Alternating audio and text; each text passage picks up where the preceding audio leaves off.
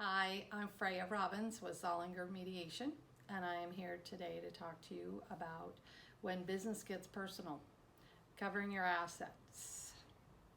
You know, it's unlikely that you expected to be faced with a dissolution of marriage at this time in your life, but here you are, and you're probably asking yourself, now what? How did I get here? What do I do? But you know what? There's probably other people that are in the same situation as you. Not that that makes you feel any better, but it is the case. And as I prepared to write an article related to this, I consulted with several people who are folks just like yourself, who might have been in the same situation or are in the same situation. And I talked with them about what you as the listener might be looking for. So following are some thoughts and questions that you might have. Why is this happening to me? How can I stop this? I do not want to get a divorce. I do not want my spouse to get half of everything that I have worked hard for. I don't want to lose my kids. I don't want to lose my business. What is going to happen if my business doesn't do as well next year as it does this year and I've made some kind of financial commitment to my spouse? Will I have to work until I'm 75? What about my health? I have heard so much about other people and the money they have spent litigating a divorce, and I do not want to lose my shirt. You know, there's answers and solutions to everything. Think of this situation like going on a trip. Before you went on a trip, you would calculate where we're going to. Are we going to travel by plane, train, automobile? How long will it take us to get there? How much are we going to spend? What are we going to do when we get there? Who are we going to see? All those kinds of things. So think of it that way. You're going on a trip, and we need to assess, what do we have? Where are we going? How are we going to divide it? There are choices about how you're going to process through this. There's the ugly way, and then there is what I call the kind and gentler way. You know, being kind and gentle doesn't mean that you are going to take it lying down. It means being honest and open in an environment where you get to share your thoughts, your ideas, brainstorm, and hopefully work together with a professional who will help you figure it out. In the end, what does that do? It reduces your stress, your cash out of pocket, your time away from your business, and ultimately can even help you create a better and different relationship with your spouse and amongst other family members. Let's face it, your business is the goose that lays the golden egg. And if you consider cutting the goose in half, the goose isn't going to be able to lay the golden eggs anymore. Now, I'm sure you are well aware of this.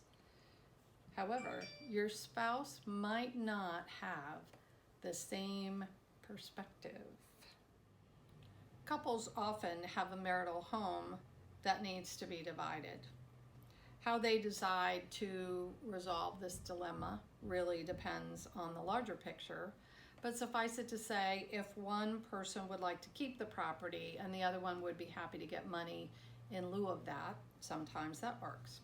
It's a little more complex than that because there are some other things to consider. Is there a mortgage that needs to be refinanced? Do we have issues with deeds and how the property is titled? Who really is on the note? Maybe both parties are on the note and maybe not. How does one decide the value of the home? Oftentimes the question isn't what do we do? We know we want to be fair. We know we want to do this equitably, but the question is what's the value of the home? And so how do we figure out what that value is? You can do a CMA on it, a comparative market analysis. You can have an appraisal done. You can check to see what Zillow says. You can see what happens in your local neighborhood. You can agree on a price as long as you're both comfortable with that. If the home is a complex issue, then imagine how challenging things can be if you own a business together or several businesses. There's usually not much issue with understanding that in the state of Florida, assets acquired during the marriage are considered marital property, and therefore they are to be divided equitably. The question is, again, how do you come up with a value? My job as a mediator is to help you both see the same things, or at least be able to see what the other person's perspective is, their point of reference. We gather all the information, business, personal, financial data, and we line it up in a way that you can fairly assess what you have, what's fair, and how you sort it all out. It sounds very simple, but truly a complex situation doesn't have to be complicated. The more organized your financial data is, obviously the smoother the process will be. If you don't have your books in order, it can be more complicated. At Zollinger Mediation, we have a team of professionals that we collaborate with for our cases that involve businesses or that are more complex. Your situation might be complex, but that does not mean necessarily that it is complicated.